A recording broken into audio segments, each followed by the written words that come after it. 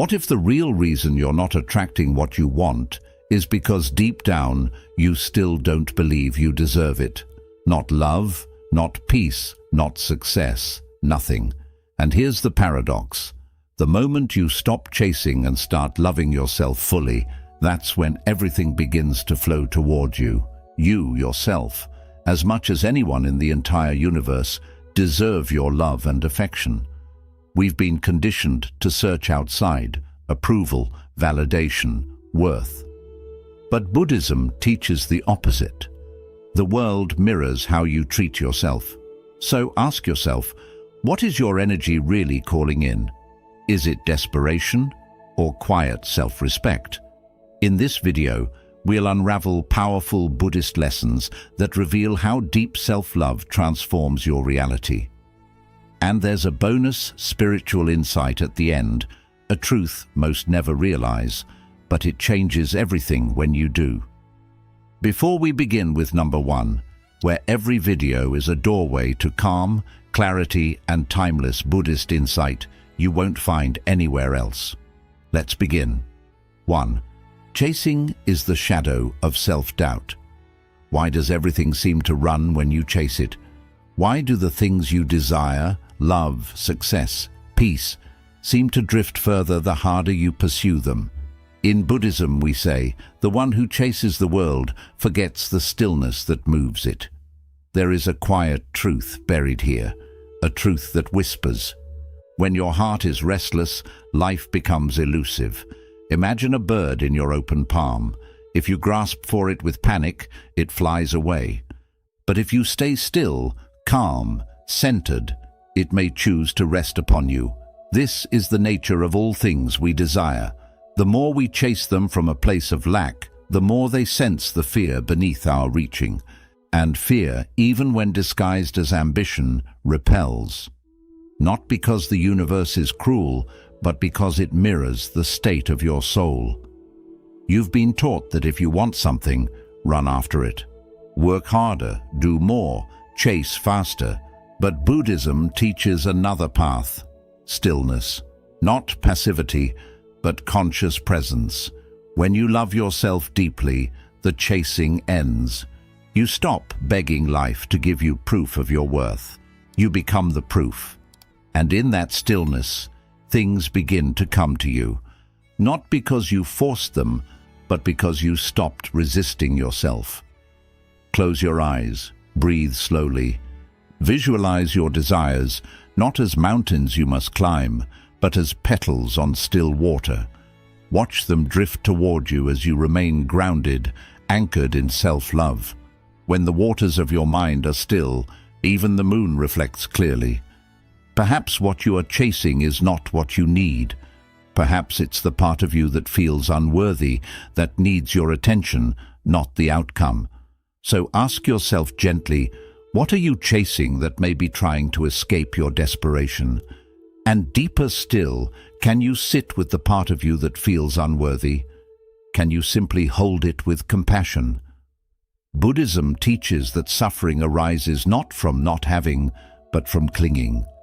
From believing you must earn what you already deserve. But when you begin to love yourself, not for who you might become, but for who you are right now, peace arises, and peace is magnetic.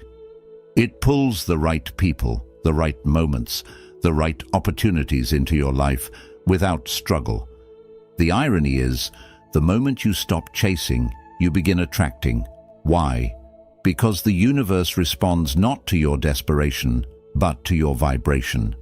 And the vibration of self-love is powerful. It doesn't need to demand, it simply allows. The more you return to yourself, the more the world turns toward you. Remember this, you are not empty. You are the space everything is trying to enter. When you love yourself enough, the world no longer needs to fill your void. It begins to meet your fullness. We'd love to hear your thoughts. If you're not sure what to say, just type, "My self-worth attracts more. Wholeness attracts. Wounds repel." What if the world never gives you what you long for, but always gives you what you deeply believe you deserve? not in punishment, but in reflection. In Buddhism, we do not chase outcomes, we study causes. And the truest cause of what you attract is the energy you carry within. There is a quiet law at work. Wholeness attracts, wounds repel, not because you are broken, but because unhealed energy distorts what you call in. Imagine a bowl with cracks. You can pour water into it endlessly, but the fullness never lasts. The water leaks through the fractures. Now imagine the soul. You can gather people, possessions, even praise. But if your self-belief is fractured, the joy seeps out. You may ask, why do I keep attracting the same kind of hurt, the same emptiness wearing new faces, the same silence after so much effort? The answer is rarely outside. It lives in the echo within. Until you truly see yourself not as wounded, but as worthy, you'll keep calling in people and situations that confirm your doubts. Pause for a moment. Take a deep breath. Visualize your inner being like a broken bowl. Now imagine golden light pouring into its cracks, sealing them, not with shame, but with sacred beauty. In Japanese art, they call this kintsugi, repairing broken pottery with gold.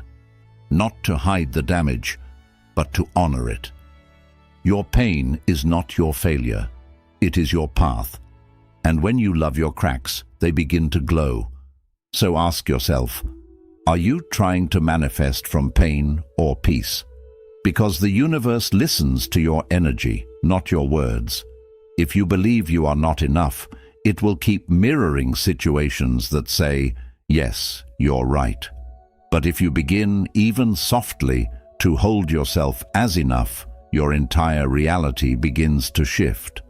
Not overnight, but steadily, like sunlight melting morning mist. The Buddha said, you yourself, as much as anybody in the entire universe, deserve your love and affection. This is not sentiment, it is strategy. Love becomes your power, not because it changes others, but because it transforms what you allow, what you expect, what you call in. Let your energy whisper peace.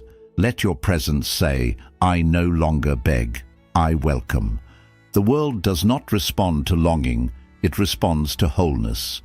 And you are allowed to begin healing here, now, just as you are. You are not too broken to attract beauty. You are already beautiful, waiting to believe it. The universe does not test your worth. It reflects it. So the moment you begin to love yourself enough, everything begins to change. Stillness creates magnetic power. Why does silence attract more truth than shouting ever will? In the stillness, something ancient awakens. Like a flame in the dark, the still soul draws all that seeks light, not because it screams to be seen, but because it simply glows. In Buddhism, this is not called passivity, it is called alignment. When you are no longer frantic to be heard, no longer desperate to be chosen, your energy becomes pure and life begins to listen. We live in a world that rewards noise. The loudest voices get the attention, the boldest moves seem to win. But deep beneath the surface, the universe responds not to noise, but to vibration, to clarity. Stillness is not the absence of effort, it is the presence of inner order. When your being is aligned, when your thoughts stop racing, when your heart ceases to grasp, you become magnetic, not because you try, but because you are finally in harmony with the rhythm of things. Close your eyes now. Feel your breath move in and out like ripples on a still lake. There's nothing to fix, no need to prove, just be. And in that being, a power rises. The kind of power that doesn't need to chase because it knows what it brings. The kind of power that doesn't need to explain itself to be felt. Many people ask, why do I feel unheard, unseen, unnoticed, despite all my efforts? The answer often lies not in what you're doing, but in why you're doing it. Where in your life are you loud because you're afraid of being ignored? That noise, however subtle, often masks the fear of unworthiness. But here's the deeper question. What would happen if you trusted your presence more than your performance? When a flower blooms in silence, bees still find it. When a mountain stands still, the clouds move around it.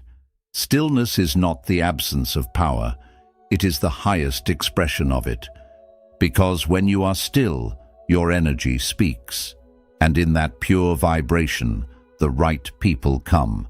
The right moments arrive. The universe leans in because stillness signals trust.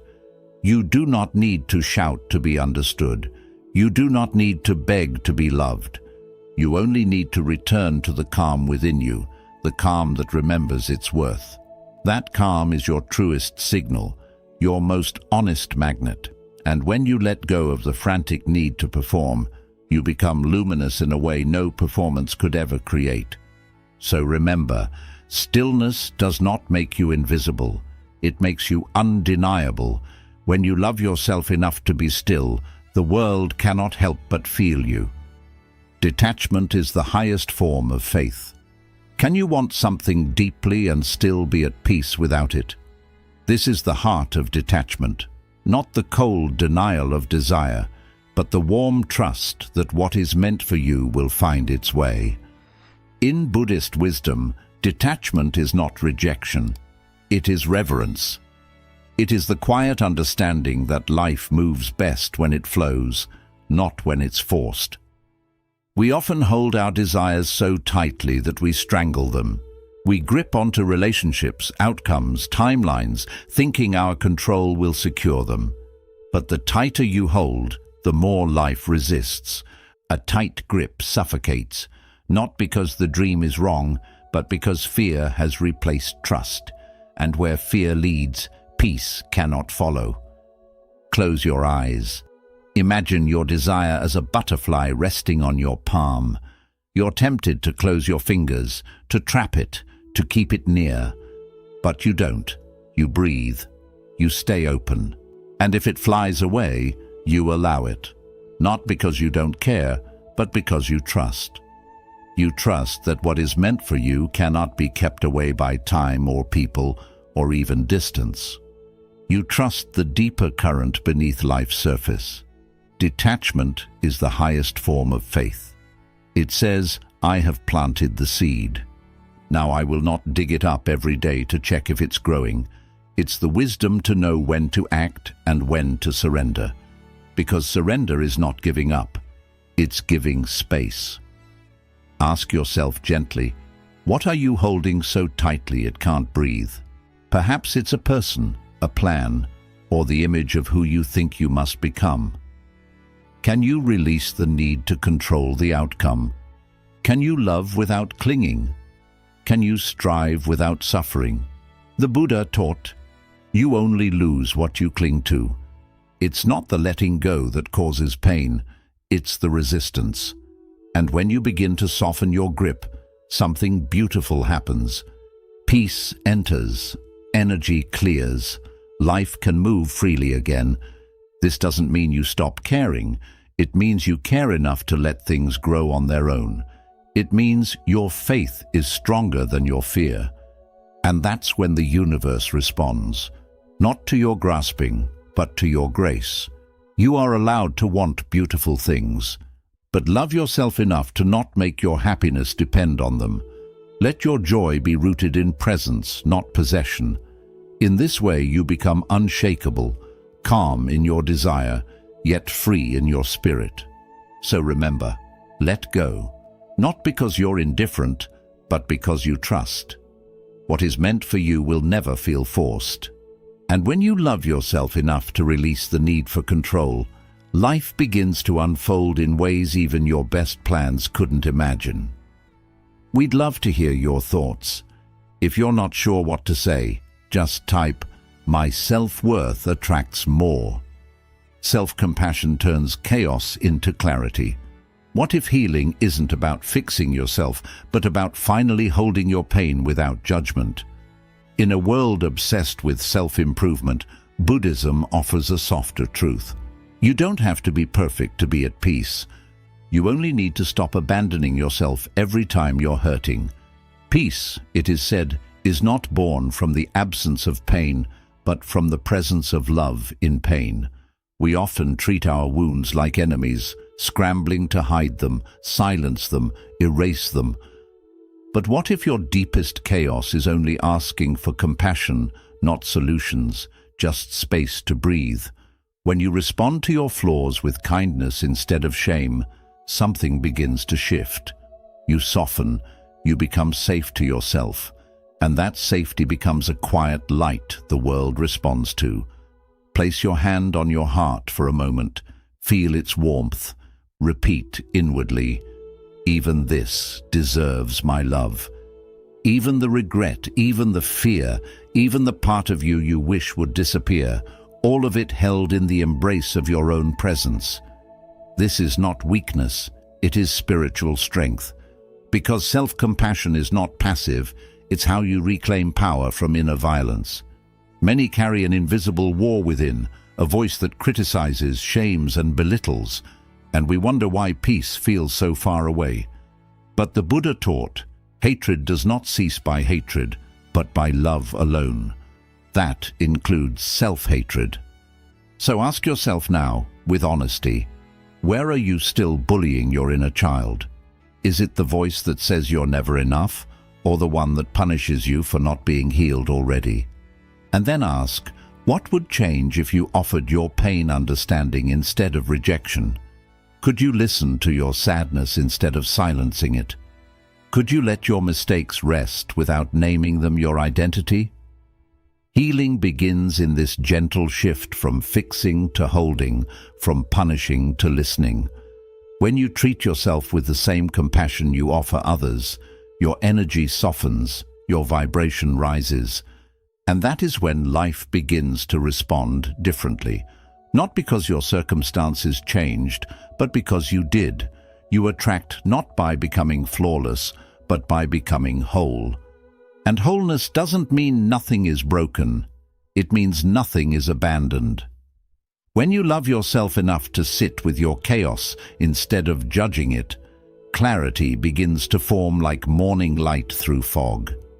So remember this, you are not too much, you are not too late. You are not broken beyond repair. You are simply waiting to be held in your own arms with your own heart. And when you learn to love even this, the world learns to love you back. The universe reflects your inner dialogue. What if every relationship in your life is simply a mirror reflecting how you speak to yourself when no one is listening? In Buddhist understanding, the world is not separate from your mind. Your outer experience is shaped by your inner dialogue. Not always immediately, but consistently. We don't see others as they are, it's said. We see them as we are. And if you look closely, you'll notice what you tolerate within, you tend to tolerate without. If you speak to yourself with harshness, you begin to accept that tone from others. If you neglect your own emotional needs, you attract relationships that do the same. This isn't blame, it's awareness. When you begin to love yourself truly and quietly, you raise the energetic standard for everything in your life. Your self-regard becomes the foundation, and the universe builds from there.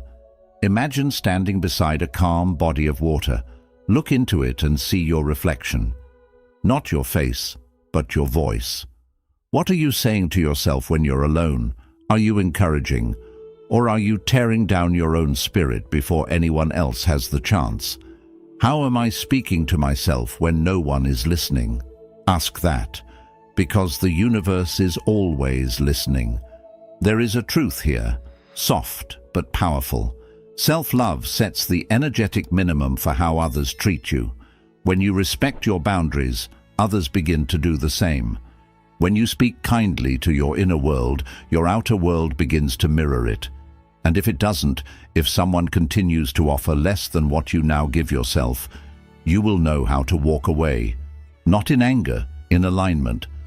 So ask yourself gently, are you teaching the world to love you or to overlook you? Every time you abandon your needs, every time you silence your truth, you send a signal. This is okay, but it isn't. You deserve to be treated with the same care you wish to offer, and it starts with you. And now, another question. If someone treated you the way you treat yourself, would you stay? Sit with that. Let it echo. If the answer brings discomfort, that is your starting point. Not to judge, but to begin a new kind of relationship with your own heart. You don't attract what you want. You attract what you believe you are worthy of. So speak to yourself with love. Act as though you matter, because you do. And when that becomes your inner dialogue, your life begins to rearrange around that truth. Not perfectly, but profoundly. When you love yourself enough to change the way you speak within, the universe listens and begins to speak back in kindness. Peace is the most powerful frequency. Why do the most peaceful people seem to draw everything they need without the chase, without the noise? In Buddhism, it is taught that still water reflects the stars, not because it tries, but because it is calm enough to receive. Peace is not a luxury, it is a powerful frequency, one that signals to life itself. I am ready, not because I control, but because I trust. Inner peace creates space, and in space, things arrive. When your heart is no longer crowded with fear, attachment, or restlessness, there is room for what you truly desire to enter. Not rushed, not forced, but invited. Peace becomes the gate through which all blessings flow, not because you chase them, but because you are aligned with their arrival. Take a breath. Imagine yourself sitting in a quiet forest, the air still, the wind gentle. You are not striving. You are not proving. You are simply being. What comes to you in this silence? Perhaps an idea, perhaps a memory, or maybe a deep knowing that you are already enough. In that awareness, you become a magnet, not for everything, but for what truly belongs. Yet many avoid this peace. Not because they don't want it, but because it reveals too much. Noise becomes a shield. We fill our lives with distractions, urgency, and chaos, not always to achieve, but to avoid. Are you filling your life with noise to avoid your own stillness? Stillness, after all, reflects everything. And sometimes what we see in that reflection is uncomfortable. But only when we see it can we soften it. The most peaceful people are not untouched by pain. They are simply no longer ruled by it. Their strength comes from within, from having sat in silence with their fears and having made peace with them. That presence, that calm, it draws others. It draws opportunity. It draws abundance, not because it asks loudly, but because it stands quietly without resistance. So ask yourself with openness, what might life bring if you stopped demanding and started allowing? What if instead of pushing, you became spacious? What if instead of hustling, you rested in trust? Peace is not the absence of effort. It is the absence of struggle.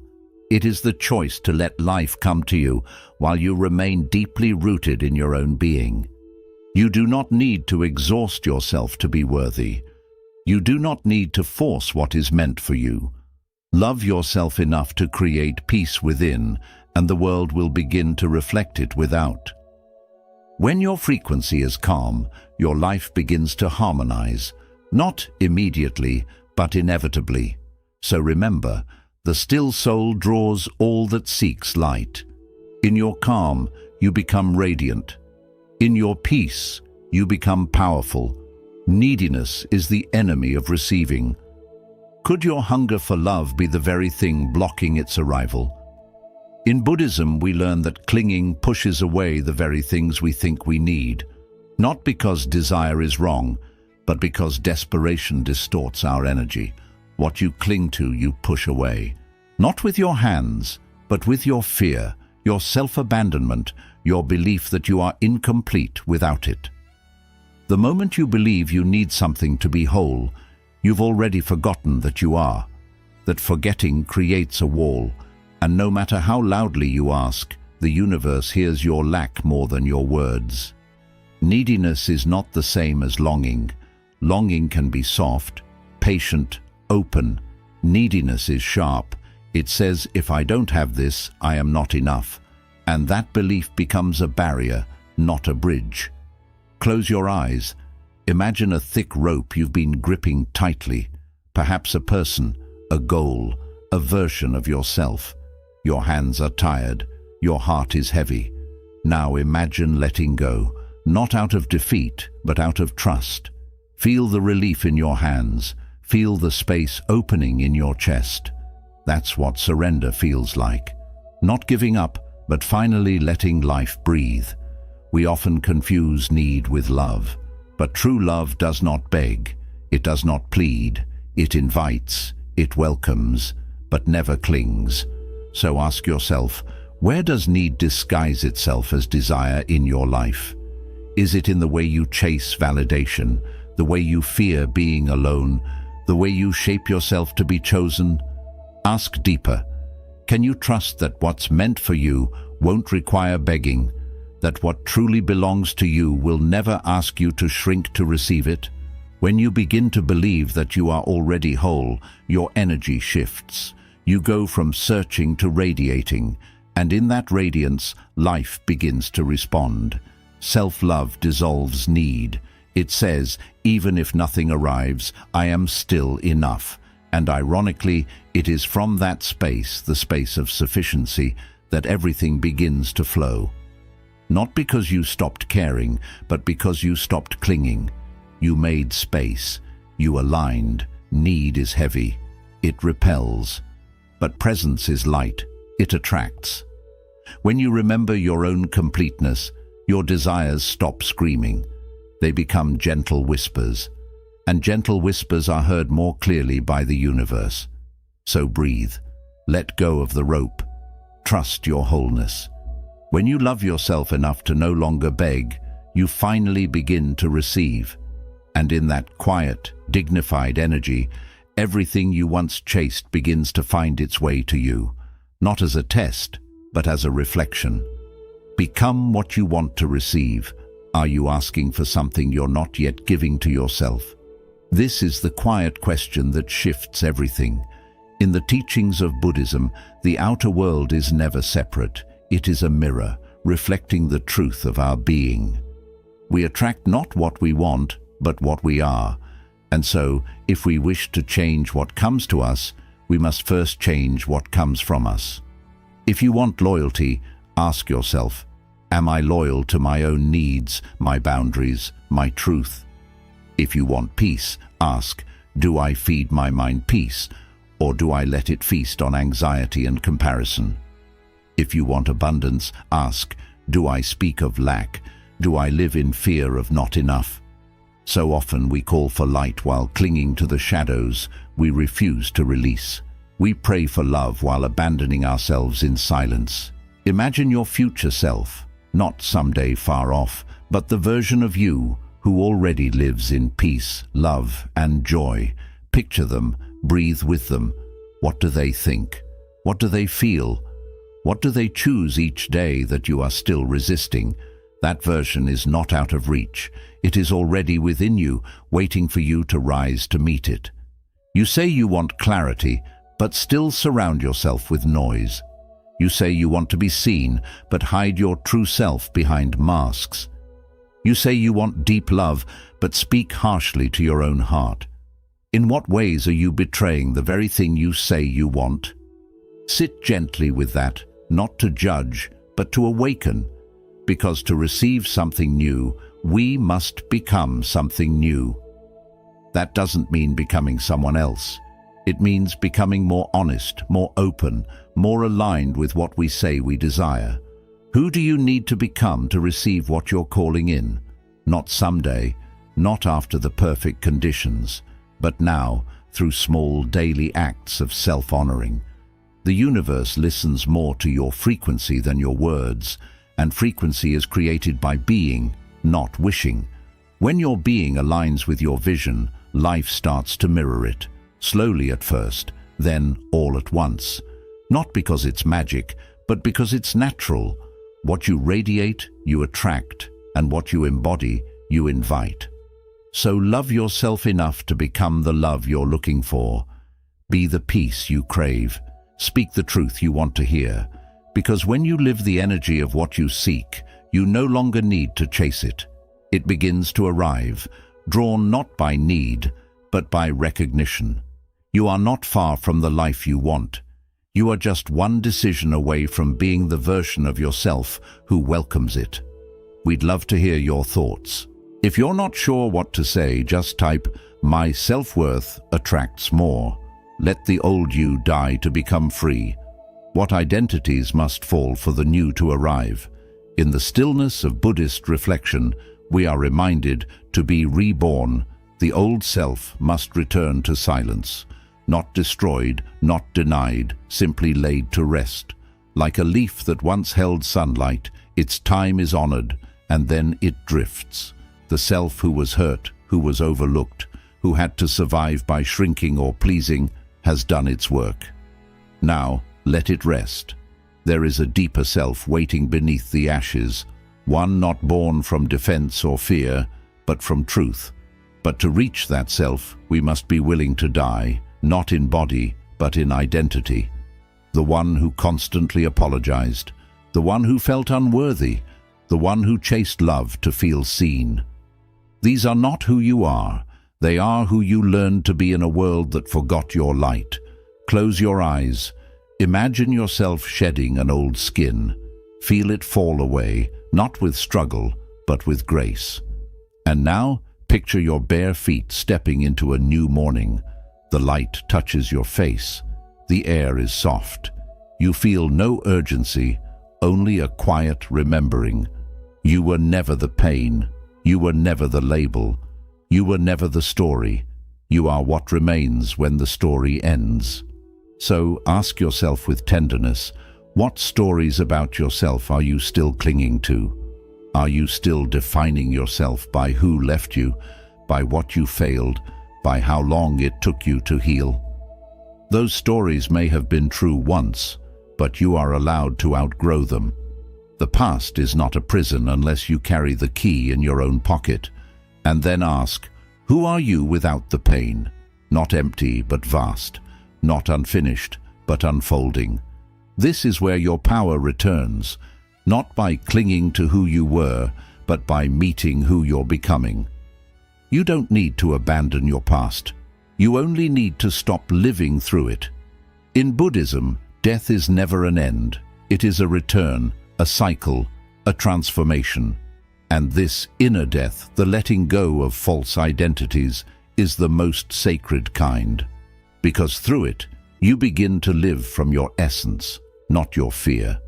From your presence, not your pattern. So let the old you die.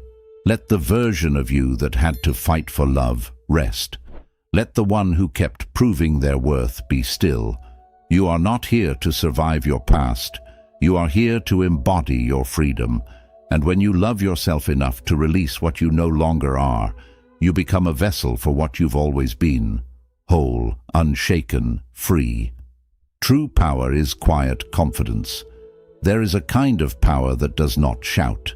It does not demand attention. It simply is. In the way the bamboo stands, quiet, flexible, unshaken, you can feel its strength, not from its volume, but from its depth. This is the way of true power. Silent, steady, rooted. In a world addicted to noise, self-love becomes an act of rebellion when it is silent. When it no longer needs to prove anything because it already knows its worth. You don't need to announce your value when you're anchored in it. You don't need to chase love when you are love. Quiet confidence is the frequency of those who have returned to themselves. It's the presence of someone who has nothing to prove and everything to offer. And this presence, it speaks louder than words ever could. So many people spend their lives performing worth, trying to earn it, trying to convince others to see it. But when you love yourself deeply, you stop performing and start embodying. You don't move through life looking for applause. You become the silence that commands the room, not with ego, but with essence. Close your eyes. Visualize yourself as a tree, tall, grounded, alive. Feel the wind brush against you. It bends you, but it does not break you. That is what inner strength feels like. Not rigidity, but rootedness. Not dominance, but dignity. Your presence becomes your proof. Your stillness becomes your magnetism. So I ask you now, where in your life are you still performing your worth? In your relationships, in your work, on social media? And what would happen if you stopped? If you simply allowed yourself to be enough as you are in this breath, without the performance? And here's the deeper question. Can you let your energy speak louder than your words? Can you trust that how you carry yourself matters more than what you say? Because people may forget your voice, but they will never forget how they felt in your presence. Buddhist wisdom reminds us the strongest people are often the quietest, not because they are weak, but because they are complete. Their self-respect whispers where ego used to scream. Their compassion replaces control. Their silence becomes sacred. So breathe into your stillness. Stand in your quiet confidence. Let the world feel your worth without you ever needing to explain it. And remember this: releasing desperation creates space for blessings to come in. Become what you wish to receive. Your energy should align with your desires. If you want love, be love. If you seek abundance, live with that energy. You don't attract what you want, you attract what you already are inside. Let go of your old self to find true freedom. Your past roles, pain, and stories need to be released for real change to happen. The version of you that helped you survive isn't the one that leads your spiritual awakening. Freedom comes through letting go, not adding more. True strength is quiet. Real confidence doesn't shout. When you know your worth, you stop needing approval from outside. Silent confidence grows from inner balance, not from outer display. Love yourself the way the universe loves you. You are already enough, even with your imperfections. Self-love isn't something you have to earn, it's something you remember. The universe constantly reflects how sacred you already are. When you begin to love yourself fully, not just the bright parts, but also the ones you've hidden or judged, something powerful starts to shift. You stop chasing love, approval, or peace, because you become the source of all of it. The outside world no longer feels like a place to prove yourself. Instead, it becomes a mirror of your inner peace. This isn't self-centeredness, it's self-remembrance.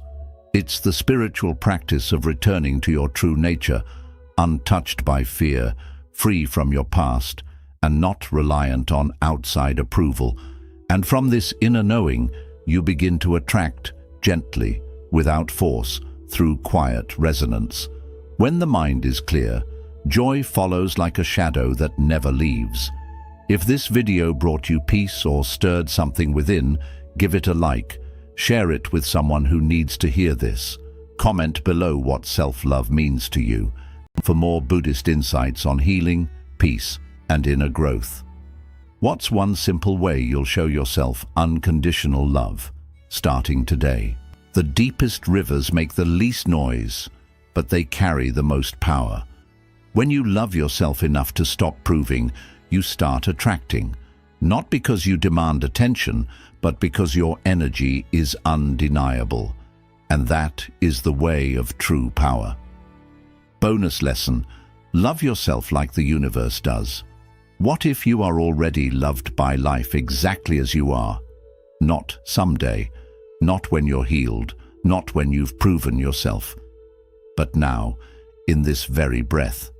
In Buddhist wisdom, beneath all illusion, There exists something untouched by fear, shame, or imperfection. It is called Buddha nature. It is not earned. It is remembered. And it means this: you are not broken, you are becoming. We spend so much of our lives trying to make ourselves worthy. We chase success, approval, perfection, believing that one day, when we've finally fixed ourselves, then we will deserve peace. But what if there is nothing to fix? What if the healing is not about becoming better, but about becoming softer with what is already within you? Buddhism teaches that even in your darkest moment, your true nature remains untouched. Like the sun behind the clouds, it may be hidden, but it is never gone. When you start to love yourself through this lens, life stops being a problem to solve. It becomes a dance to join. You don't have to strive for belonging anymore. You realize you already belong. Close your eyes for a moment. Picture the whole universe bowing before you. Not because you're perfect, but because you're complete. The stars never ask you to earn your light. The trees never doubt your worth. Nature honors you simply because you are. Can you offer yourself that same kind of care? Ask yourself with kindness, can you give yourself the same respect you hope to get from others? The respect you want from the world, can you give it first to your own heart? When you look in the mirror, can you see not the flaws, but the light that's still shining? Can you stop waiting for permission to love the person you already are and go even deeper? What if you believed nothing was missing in you? How would you act? How would you speak to yourself?